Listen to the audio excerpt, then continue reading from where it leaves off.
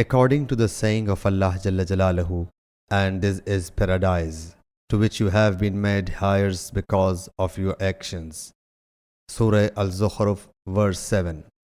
And many a learned scholar about this saying of Allah Jalla Jalaluhu, then by your Lord we shall certainly question them all what they used to do.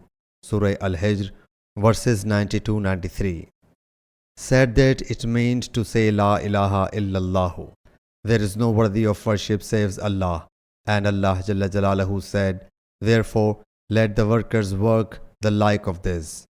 Surah As-Saffat, verse 61. Hazrat Sayyid bin Musayyib has reported from Hazrat Abu Hurairah radiyallahu anhu that Allah's Apostle sallallahu alaihi wasallam was asked, which action is the best and most blessed one? He said, to believe in Allah Jalla Jalaluhu and His Apostle sallallahu alaihi wasallam. Then it was submitted, which is the next one? He said, to fight a holy war in the way of Allah Jalla Jalaluhu. Again it was submitted. Then what? He said, pilgrimage, which is performed without committing sins. Sahih Bukhari, Hadith number 26.